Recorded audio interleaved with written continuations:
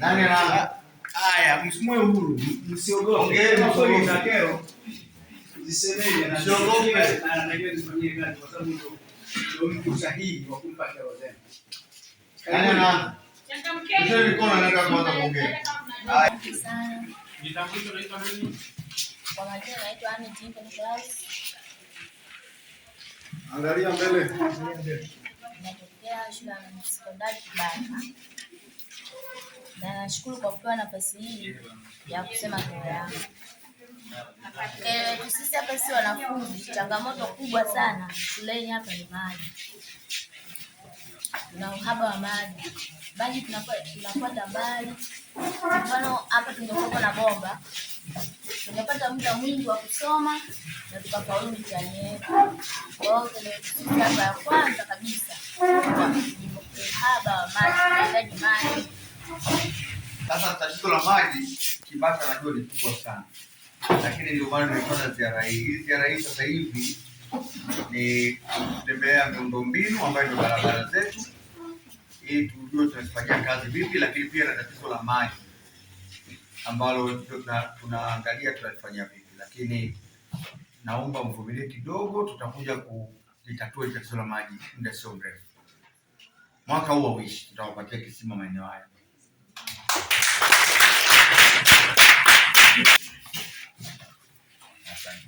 Kwa majina anaitwa Karim Mohamed Said, natokea Kibata Sekondari,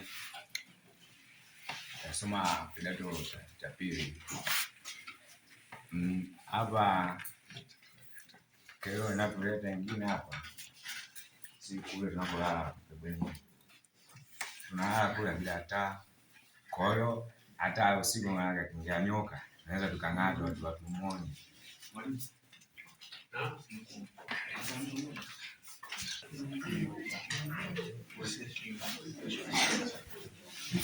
mkuu anasema umeme huko, lakini madarasa mengine umeme haupo. Kwa hiyo ina maana wanatakiwa kufanyiwa miundombinu na hilo nitalifanyia kazi. Sawa mwalimu, mtete fundi basi atuambie yale madarasa ambayo yamebaki kwa yale tulifanyia kazi. Sawa sawa mheshimiwa.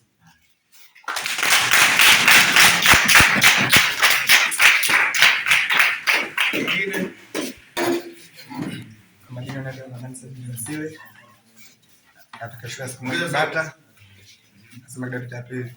Changamoto yetu hapa kubwa ni hifadhi ya kuwekea maji.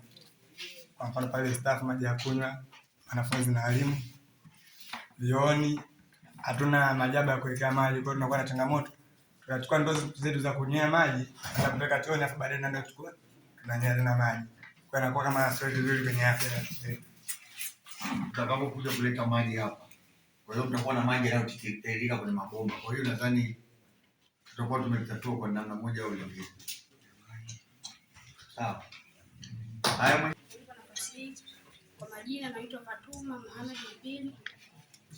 Changamoto tuko nayo sisi hapa sana kule bwenini, tunapata shida, vyoo hakuna, vyoo vilivyokuwepo vimeharibika. Kwa sababu tumejenga vyoo vya kawaida vya maputi na mpaka sasa vishaharibika, kwa kunyesha mvua na kwa vyoo vishaharibika, kwa tunapata kila mara tunajenga vyoo vingine. Sasa hivi walimu wenu wamenipeleka mtoto kutembelea mabweni yenu. Kwa kweli anasikitisha sana, lakini naomba mnipe niende nikafanyie kazi. Sawa jamani? Ndio. Asante. Swali la nyongeza la mwisho? Ndio, karibu. Vifaa vya kujifunzia, hususan vifaa vya watu wanaosoma sayansi.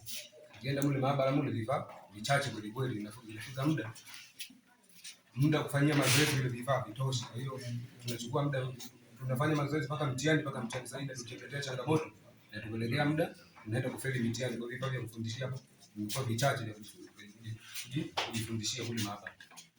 Afisa elimu wa wilaya sekondari, tujue tunafanyaje kwenye hilo swala. Sawa? Mimi nitachukua special interest kwenye hii shule kwa sababu kweli imenisikitisha sana. Sawa jamani? Na mtaniona tena. Mwalimu, hao vijana wanapata chakula mchana? wanapata chakula ambacho wanachanga wazazi. Mazingira ndani unayaona. Wanakula chakula gani? Ni ugali na wali mara mbili kwa wiki. Ni ambacho wanachanga wenyewe. Mimi naomba nitengee gunia 2 za kilo 25 za unga.